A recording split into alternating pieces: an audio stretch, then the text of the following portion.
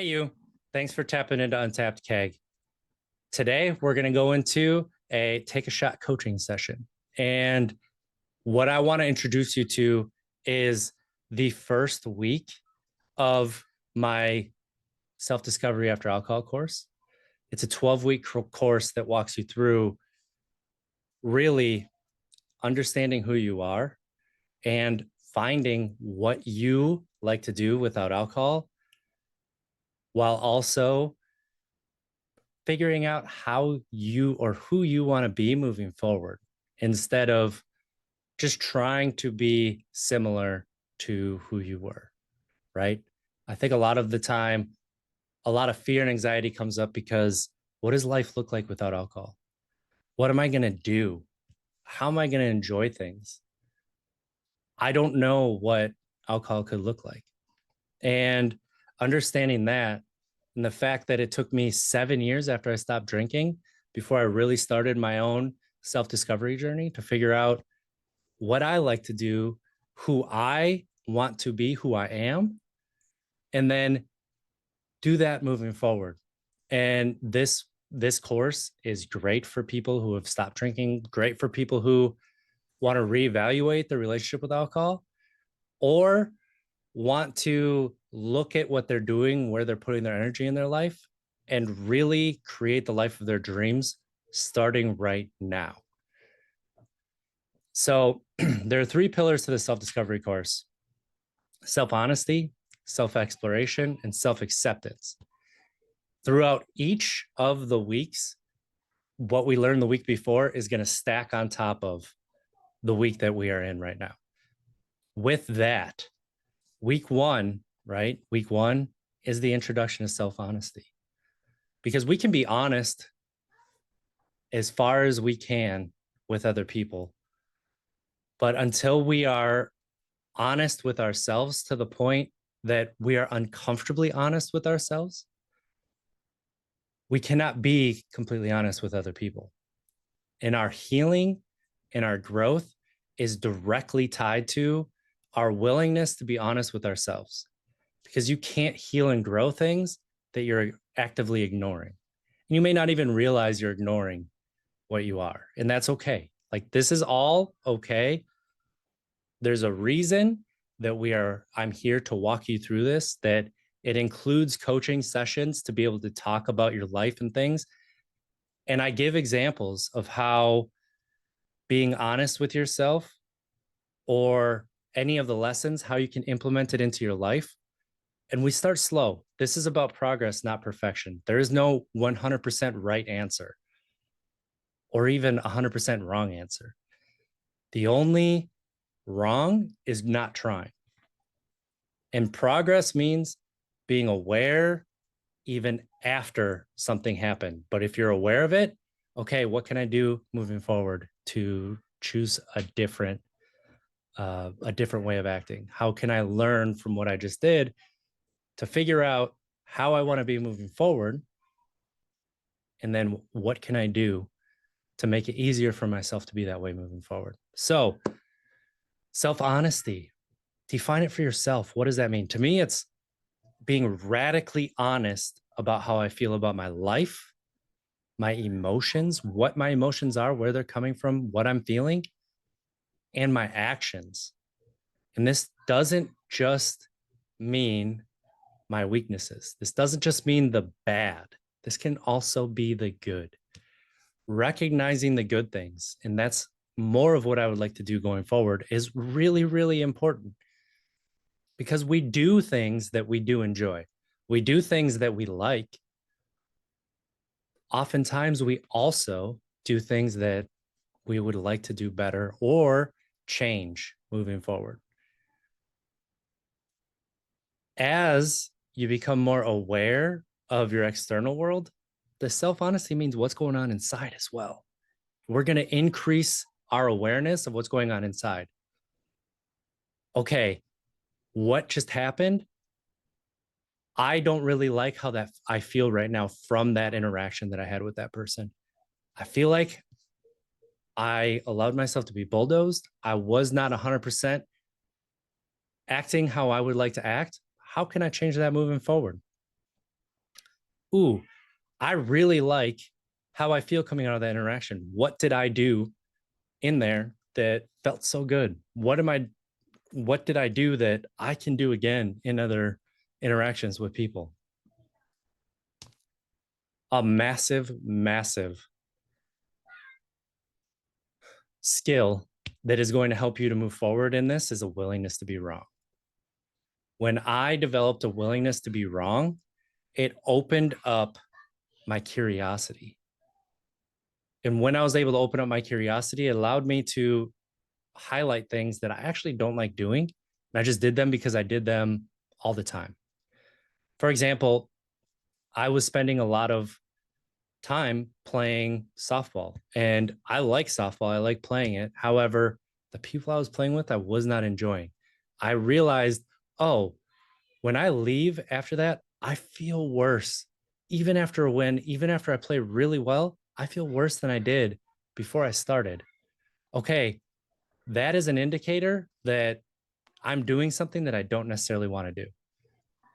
So that tells me that I need to change something, either who I'm playing with, the league that I'm playing with, something in there isn't quite right. And if I'm not really enjoying it, that's okay. I can take actions to change that.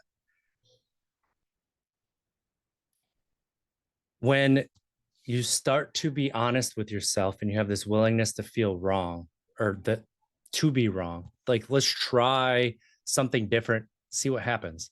If I don't like it, what's the worst that happens? I go back to doing how I did it before.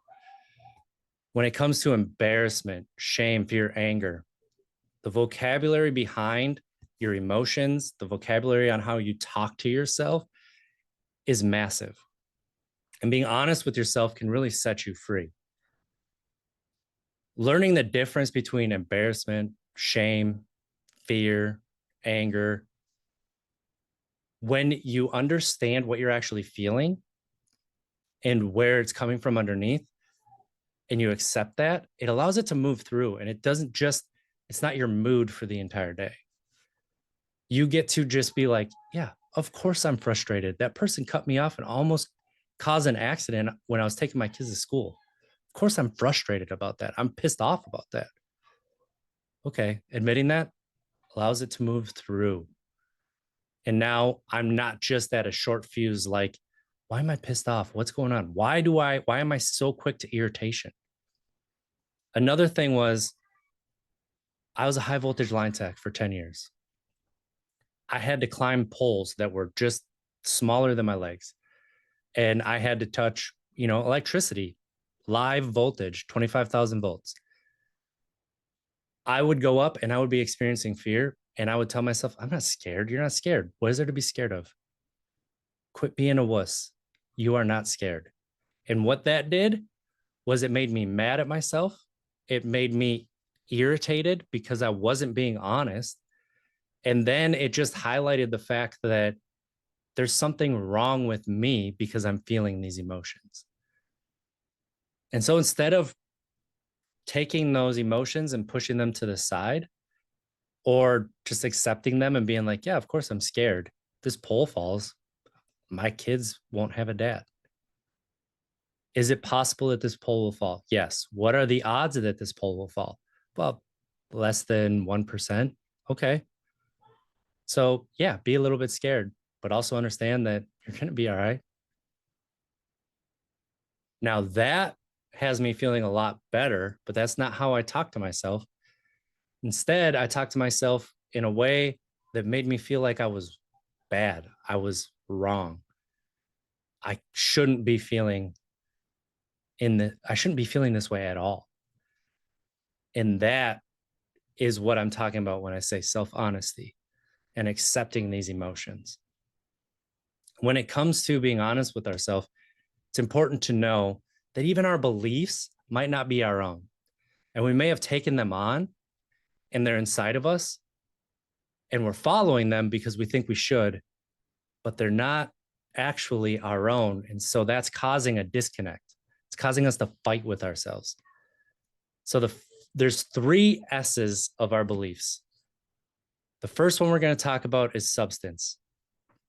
And really, substance is that external thing outside of ourselves that we've attached to fill a void that we experience internally. So for me, it was alcohol.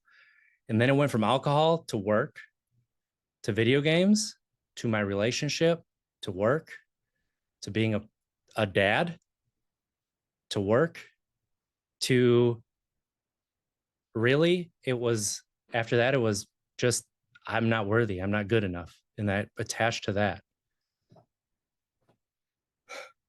So when we hear like, I need alcohol to have fun, I need to work in order to prove my worth, I need to bring in money or else I'm a failure.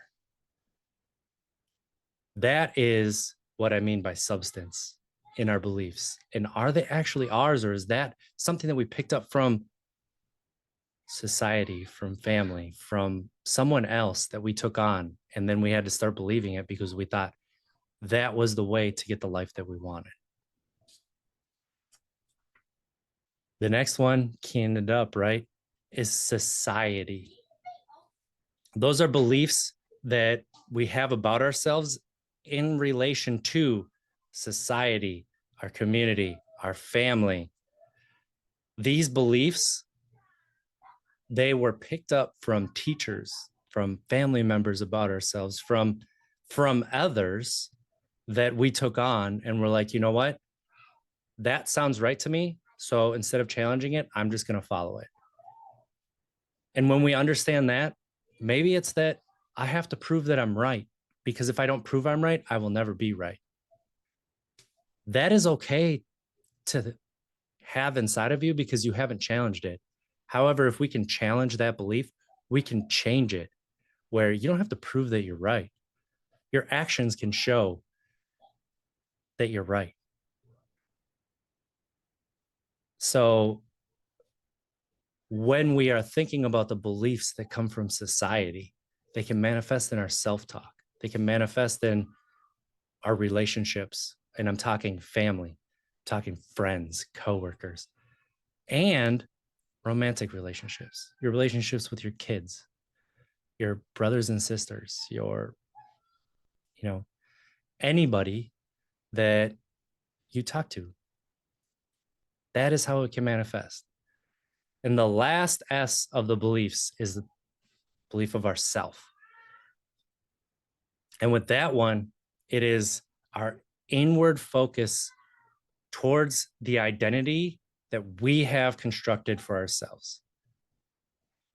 These beliefs act as master assessments that we hold about ourselves, who we are, who we can be. And they were probably formed in the early years of our life. Now, some of them absolutely picked up in later years. They could have been picked up, 20 or 30 years. However, what we tend to do when it comes to our belief of self is we take information that is going to confirm what we already believe in ourselves, and we're going to leave the information that contradicts it. And so if I believe I'm not worthy, I'm going to take in the negative experiences that prove that I'm not worthy. And I'm going to ignore everything that shows that actually I am worthy. If I believe I'm a bad person, I'm going to look at all the experiences and remember all of the experiences that prove I'm a bad person. And I'm going to ignore all the good things that I do, all the people that want to be around me, all the people that want to be in my life, because that doesn't make as much sense. That would mean that I'm wrong. And that's where this willingness to be wrong comes in. Oh, I have this belief that I can't have nice things. Why can't I have nice things? Oh, I believe that I'm not worthy of having nice things. So I should have hand-me-downs. So I should have not much at all. And I should take care of others instead of myself because they're worthy and I'm not. What if I'm wrong about that? What if I take care of myself and I get myself something nice that I take care of? And now I can show up even better for those people that I care about. That would be different. And so that to me is why we start with self-honesty in the self-discovery after alcohol course. Because when you're honest with yourself, you can actually pinpoint and find things inside of us that are keeping us from living our dream life right now. And instead, we're going to point to the future that is this perfect point where we'll actually be able to start enjoying our life. But if we wait for that, that's a lot of life that's happening where we aren't enjoying it, and we can become bitter, jaded, and not actually someone that we enjoy. And if we're not someone that we enjoy, are other people going to enjoy being around us? Really? The trick here is not to shame yourself when you're thinking about this. The trick is not to feel guilty. It's to look and see these things that you notice. Okay, how can I act moving forward? Because we can't change the past. We didn't know what we knew in what we know now in the past. We just knew what we did in the past. But what can we learn from in the past so that we can move forward and be who we want to be tomorrow, be who we want to be right now? What can I do to get me to the place that I want to be a year from now, a month from now, even a week from now? What can I do right now to get me in there? And that's the question to hold. Learn about the past, learn about yourself, allow yourself to be honest so that you can understand yourself. And you can say, oh, that's where that's coming from. Now that I know, I can do something about that. And see where that takes you. All right. That is week 1 of the self-discovery after alcohol course. And like I said, there are 11 more weeks where we dive in to learn more about ourselves so that we can find our self-compassion, so that we can find our self-confidence and our self-esteem. And we can learn how to move through life now in a way that allows us to have our dream life. I look forward to catching you on the next one. Let's try to be better tomorrow than we were today. Because we don't make it, we tried. I love you. Have a great one.